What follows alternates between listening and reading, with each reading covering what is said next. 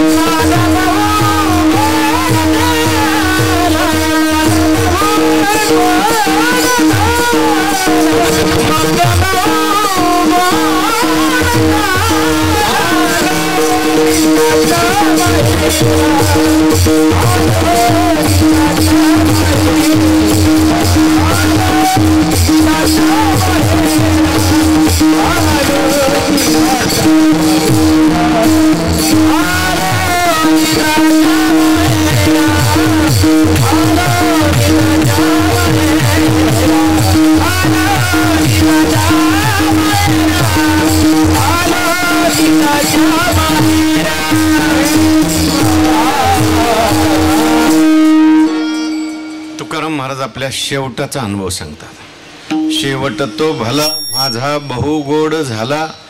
तुकाराम महाराज म्हणतात माझा शेवट झाला. कसा झाला? भला झाला. माझा शेवट भला झाला. नुसताच भला झाला नाही तर बहु गोड झाला. भला शेवट म्हणजे काय आणि बहु गोड शेवट म्हणजे काय? विठ्ठल विठ्ठल.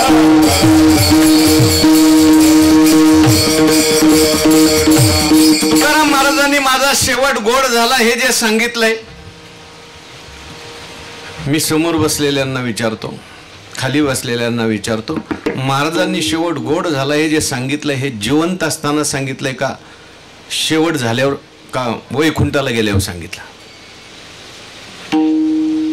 माझा शेवट गोड झाला असं तुकाराम महाराजांनी हा जो अभंग लिहिलाय हा जिवंत असताना लिहिलाय का मेल्यावर लिहिलाय? हा, जिवंत असताना लिहिलाय. तुकाराम महाराजांनी जिवंत असतानाच हा अभंग लिहिलेला आहे. शेवट तो भला माझा बहु गोड झाला. याचा अर्थ असा आहे की आपल्याला जो शेवट गोड करायचा हा जिवंत असताना करायचा का मेल्यावर करायचा? आपण शेवट समजतो जिवंत असल्यावर का मेल्यावर? आपण मेल्यावर शेवट गोड होईल असं समजतो. पण संतांनी आपल्याला शेवट गोड करायचा सांगितलं हा मेल्यावर नाही, आपण जिवंत असताना शेवट गोड करायचा. अहो मेल्यावर जर तुकाराम महाराज सांगायला आले असते तर आपण ऐकलं नसतं. समजा गावातला एखादा मनुष्य मरण पावला आणि एखाद्या माणसाला उसात दिसला, भाऊसाहेब थांबा मला तुम्हाला एक सांगायचं. माणूस ऐकल का समोरचा? एक मनुष्य रस्त्याने चाललेला होता, आडवळणाचा रस्ता, संध्याकाळचं वातावरण आणि नेमकं स्मशानजवळ घाबरट मनुष्य, भित्रा मनुष्य घाबरत घाबरत चाललेला होता. एक मोटरसायकल आली, तिला हात केला, ओ थांबा थांबा थांबा मला घेऊन चला. बसला मागे आणि मागे बसल्यावर म्हटलं मला खूप भीती वाटत होती, बरं झालं तुम्ही आले. लोक म्हणतात इथं भूत आहेत, तुम्हाला काय अनुभव आहे का?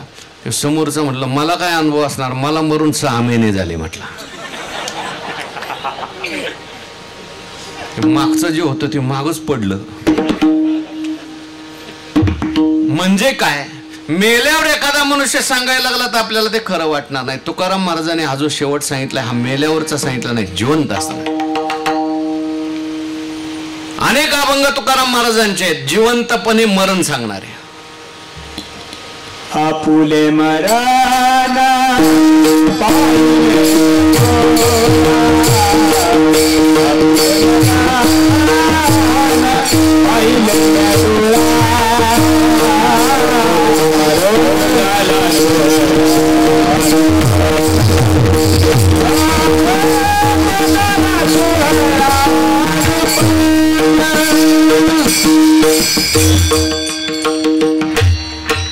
झाला प्रेतरूप शरीराचा भाव, मरण माझे मरून गेले, मरणा हाती सुटली काया.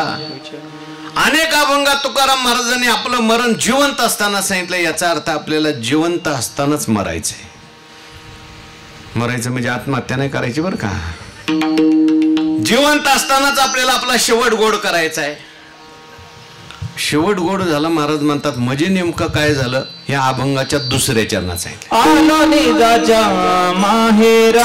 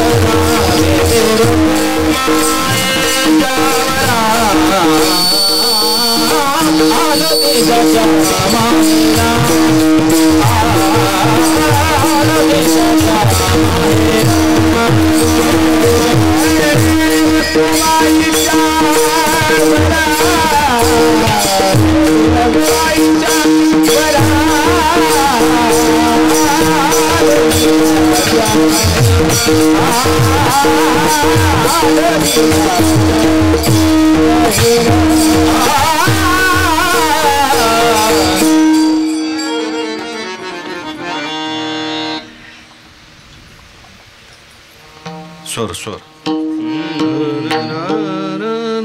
मधुवंती मधुकंस.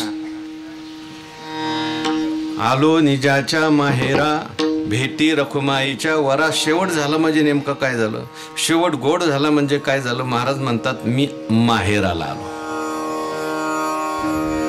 माहेर म्हणजे काय, माहेर म्हणजे आपलं आई वडील जिथे असतात तिथे माहेर असतं. पूर्वीच्या काळामध्ये मुलीला माहेरला जायला खूप आनंद व्हायचा. आता माहेर आणि सासर जवळजवळ सारखंच झालेलं आहे. पण माहेर म्हणजे जिथे आई वडील आहेत तिथे माहेर असतं, तिथे आनंद असतो, तिथे स्वातंत्र्य असतं. मुलीला पूर्वीच्या काळामध्ये सासरमध्ये परतंत्र असायचं, पारतंत्र्य असायचं, दुःख असायचं, कष्ट असायचे. माहेरला गेल्यानंतर ती आनंदी असायची.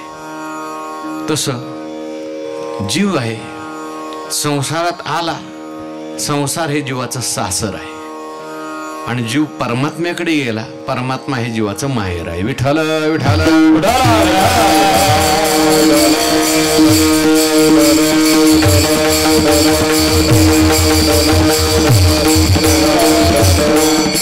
तुकाराम महाराज म्हणतात आपुल्या माहेरा जाईन मी आता, निरोपया संता हात्याला. जिथं देव आहे संत आहेत तिथं माहेर आहे. पंढरपूरला पांडुरंग परमात्मा आहे आणि पांडुरंग परमात्मा सगळ्याचा आईबाप आहे. म्हणून संतांनी एकनाथ महाराजांनी पंढरपूरला माहेर म्हटले. माझे माहेर पंढर माझे प्रेमचंद जोशी. माझे माहेर पंढरी, माझे माहेर, माझे माहेर पंढरी आहे भीमरे काबीरे, आहे भीमरे काबीरे, माझे माहेर पंढरी.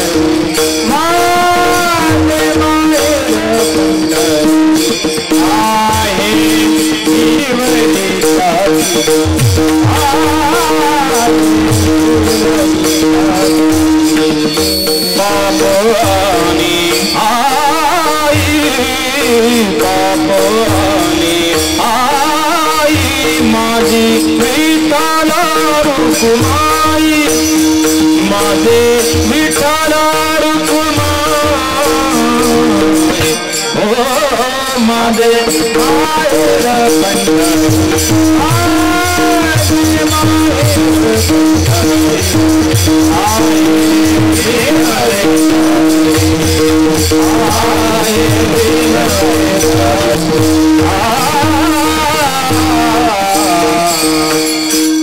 माझी बहीण चंद्रभागा करीतसे पापभंगा माहेर संतांचे नामया स्वामी केशवाचे। मी पंढरपूरला आलो निजाच्या माहेरा, नुसता आलो नाही तर भेटी रखुमाईच्या वरा। गेल्यानंतर देवाला भेटलं पाहिजे। आपण जरी पंढरपूरला गेलो तर देवाची ना आपली भेटच होत नाही। विठाल विठाल विठाल अहो देवळात गेलं तरी लोक देवाकडे लक्ष नाही, कीर्तनात आलं तरी कीर्तनात लक्ष नाही। देवळात गेलं तरी कसं बस देवाचं दर्शन घ्यायचं आणि देवळाच्या आरशात आपल्यालाच तोंडाला बघत बसायचं। कीर्तनात आलं तरी कीर्तनात कुठे लक्ष लागते? माणसाचं लक्ष फार विचित्र आहे, मन फार विचित्र आहे, त्याला ते बसू देत नाही। कीर्तनात आलं तरी 10 वेळा मन घरी घेऊन जातं परत। देवाची ना आपली भेट झाली पाहिजे, आणि मग देवाची ना आपली भेट झाली तर परिहार झाला अवघ्या दुःखाचा, मागीला मागील परिहार, पुढे नाही शीन, झाले दर्शन एक वेळ। पण हे सगळं होण्याकरता तुकाराम महाराज म्हणतात आम्ही काय साधन केलं? शेवटच्या चरणात तुका म्हणे वाणी तुका म्हणे वाणी तुका म्हणे वाणी तुका म्हणे वाणी तुका म्हणे वाणी तुका म्हणे वाणी तुका म्हणे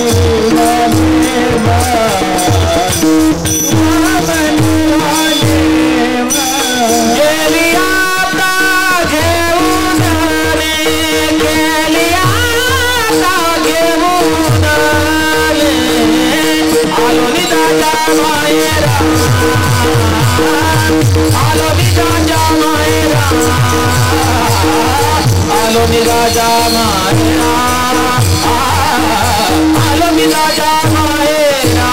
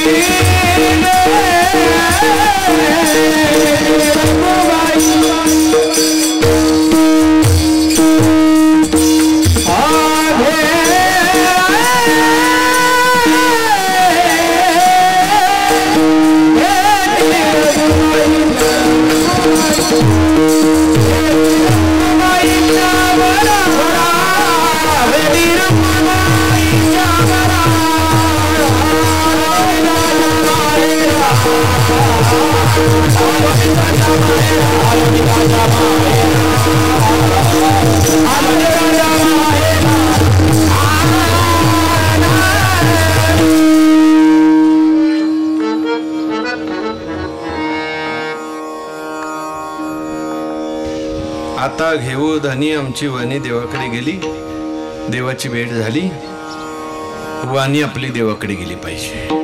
आपल्या वाट्याला आलेलं काम करत करत आपण जर देवाचं नामस्मरण केलं, निश्चित आपल्याला देवाची भेट झाल्याशिवाय राहणार नाही, आपला शेवट गोड झाल्याशिवाय राहणार नाही। म्हणून आपण सगळ्यांनी मिळून, वेळ संपली आपली, देवाचं नामस्मरण करू। हाताने टाळी वाजवा, मुखाने नामस्मरण करा। भजन सुरू झाल्यावर पुरुष मंडळी जेवढे असतील त्यांनी माझ्याबरोबर म्हणायचं टाळकऱ्या सहित, आणि माता भगिनी बसलेल्या आहेत त्यांनी मागून म्हणायचंय। पुरुष मंडळीने हातवर करून टाळी वाजवायची। विठोबा रखुमाई, विठोबा रखुमाई, विठोबा रखुमाई, विठोबा रखुमाई, विठोबा रखुमाई, विठोबा रखुमाई,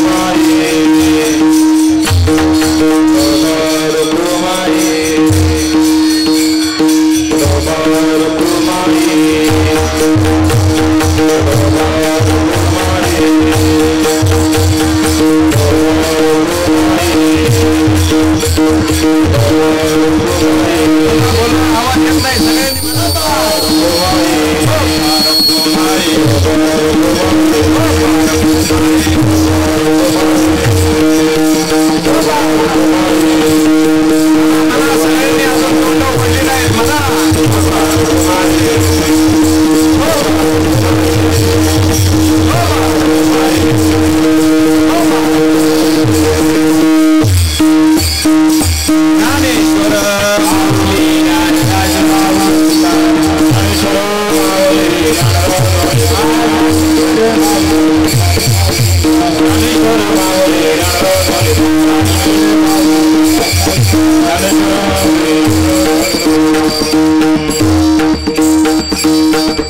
आज या ठिकाणी खंडूभाऊ महादेव ठोंबरे यांच्या प्रथम पुण्यस्मरणाच्या निमित्ताने त्यांचा सर्व परिवार, ग्रामस्थ मंडळ सर्वांच्या सहकार्याने, सर्वांच्या प्रेमातून ही नैमित्तिक कीर्तन सेवा या ठिकाणी संपन्न झाली।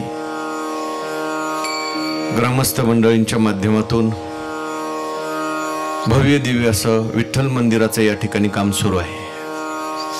गाव जरी छोटंसं असलं तरी सुद्धा चांगलं धाडस केलेलं आहे। मंदिर दगडामध्ये बांधण्याचा सगळ्यांनी संकल्प केलेला आहे। आपण सगळ्यांनी त्याला सहकार्य केलं पाहिजे। तुका म्हणे सत्य कर्मा व्हावे साह्य, घातलिया भय नरकाजा। बसो खाली, खाली बसो, खाली बसो। म्हणून आपण सगळ्यांनी अशा चांगल्या कामात सहकार्य झालं पाहिजे, असे कार्यक्रम झाले पाहिजेत। आणि याचं सगळ्याचं फळ जर काय असेल तर आपली भांडणं कमी झाली पाहिजे, रागद्वेष कमी झाले पाहिजे, सगळ्यांच्याकडून नामस्मरण घडलं पाहिजे, चिंतन घडलं पाहिजे, गावात शांतता प्राप्त झाली पाहिजे। हे याचं सगळ्याचं फळ आहे। कार्यक्रम किती करतोय आणि जर नामस्मरण होत नसेल, भांडणं जर मिटत नसतील, शांतता जर नसेल, त्याला काही उपयोग नाही। आणि ही गोष्ट लक्षात ठेवा। सगळ्यांनी सर्वांशी प्रेमाने वागा, नामस्मरण करा, चिंतन करा, व्यसन करू नका, भांडणं करू नका। आपल्या जीवनात निश्चित शांतता, समाधान, सुख आपल्याला प्राप्त झाल्याशिवाय राहणार नाही. या ठिकाणी ही लहान लहान मुलं त्या ठिकाणी उभी राहिलेली खूप चांगली गोष्ट आहे. मी अनिल महाराज महिन्यापूर्वी अमरावतीला गेलो होतो. अमरावतीला गेल्यानंतर तिथल्या लोकांनी मला सांगितलं की एकट्या अकोले जिल्ह्यामध्ये, अमरावती जिल्ह्यात आमच्याकडे 135 मुलांची शिबिरं होतात. किती? 135. आणि 135 शिबिरामध्ये लहान मुलं महिन्यात, आपल्या मे महिन्याच्या सुट्टीमध्ये शिकतात, त्यांच्यावर संस्कार होतात आणि ही सगळी पिढी पुढे तयार होते. लक्षात ठेवा. नाहीतर भयंकर परिस्थिती निर्माण झालेली आहे. मुलांना काही सांगण्याची सोय राहिलेली नाही. मुलांना संस्कार व्हावे असं वाटत असेल तर अशी काही शिबिरं आपल्याही भागामध्ये घेतली पाहिजेत. तुम्हाला काही सहकार्य लागलं, कोणाला शिबिरा करता, आम्ही करू. आळंदीला आपली सगळ्यांचीच वारकरी शिक्षण संस्था आहे. ज्या संस्थेमध्ये विद्यार्थ्याला फी नाही, शिक्षकांना पगार नाही. 108 वर्ष झाली संस्थेने 5,000च्या वर कीर्तनकार तयार केले. विद्यार्थ्याला फी नाही, शिक्षकाला पगार नाही, मुलाची राहायची सोय, मुलांची जेवायची सोय. फक्त आम्ही 18 वर्षाच्या पुढची पोरं घेतो. पंढरपूरला आमच्या संस्थेची शाखा आहे. तिथं सुद्धा विद्यार्थ्याला फी नाही, शिक्षकाला पगार नाही. तिथं मात्र 7वी 10वीतली मुलं आहेत. 100-150 मुलं आहेत. दिवसभर मुलांनी शाळेत जायचं आणि संध्याकाळी त्या ठिकाणी हे अध्यात्माचं शिक्षण घ्यायचं. आपल्या परिसरामध्येच अशा संस्था आहेत. आपले आदरणीय हरिभक्तीपरायण सूळ महाराज यांची सुद्धा अकलूजला खूप चांगली संस्था आहे. सूळ महाराज सुद्धा वारकरी शिक्षण संस्थे आमच्या संस्थेचे विद्यार्थी आहेत. तेव्हा आळंदीला तुम्ही कधी आला तर अवश्य आपल्या वारकरी शिक्षण संस्थेमध्ये या. लहान मुलांच्यावर संस्कार करा. आपल्या जीवनात नामस्मरण करा, चिंतन करा. निश्चित आपल्या जीवनातलं कल्याण झाल्याशिवाय राहणार नाही. विठ्ठल जय जय विठ्ठल, जय विठ्ठल.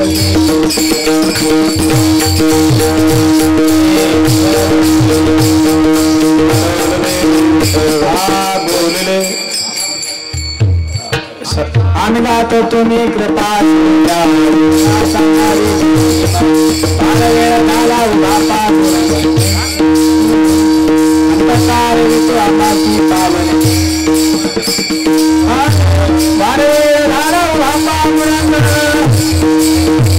कुंडली कळा विठ्ठल राम पंढरनाथ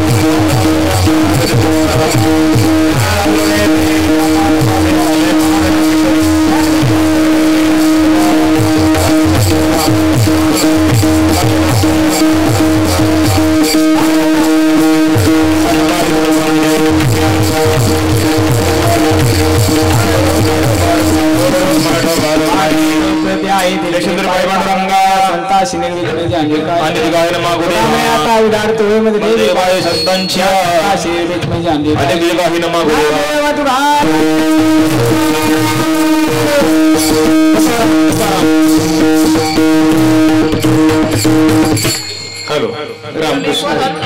2 मिनिटं आपण शांततेत या ठिकाणी बसायचं आहे. आपल्या मोडवे गावामध्ये कैलासवासी खंडू महादेव खोंबरे यांचाच प्रथम पुण्यस्मरण आहे.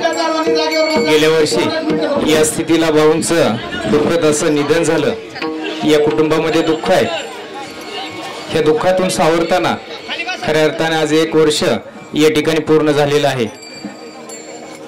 वास्तविक पाहता प्रत्येक जीवाला एक ना एक दिवस या ठिकाणी जायचं असतं. भगवंताचं बोलवणं झाल्यानंतर आपणास जावं लागतं. आले देवादीच्या मना तेथे कोणाचे चालेना, याप्रमाणे या ठिकाणी भाऊंचं जाणं झालं.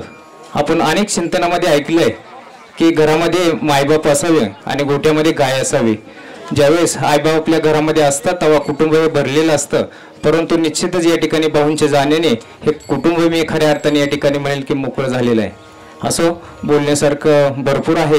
या ठिकाणी सकाळीच पिंडदान झालेलं आहे आणि आता कीर्तन सेवेच्या माध्यमातून या ठिकाणी ज्ञानदान झालेलं आहे. थोड्या वेळामध्ये होणारं हे अन्नदान आहे.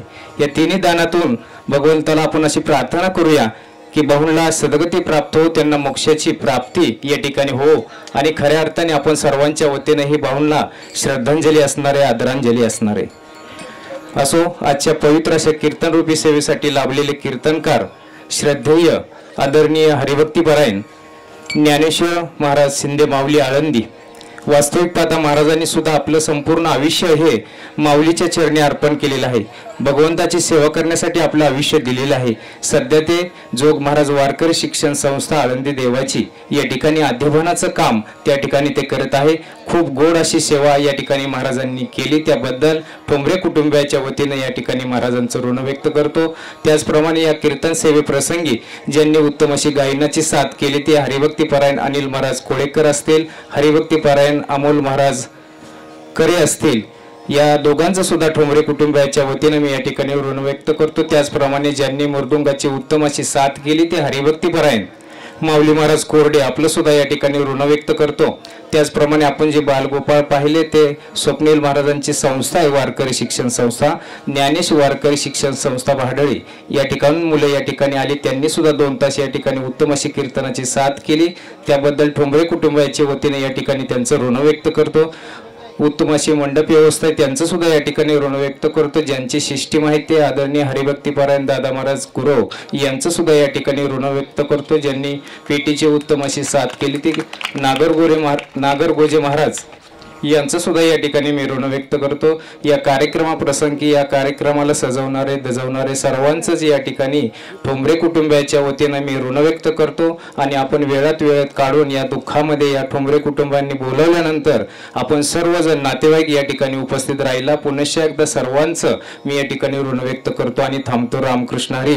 आता याच ठिकाणी ही बैठक व्यवस्था बाजूला केल्यानंतर आपण परिपाहुण्यांना विनंती आहे, ग्रामस्थांना विनंती आहे की या ठिकाणी प्रसादासाठी आपण बसून घ्यायचं. पुढील सूचना हनुमान महाराज देतील. पुरुष मंडळी प्रथमतः महाप्रसादासाठी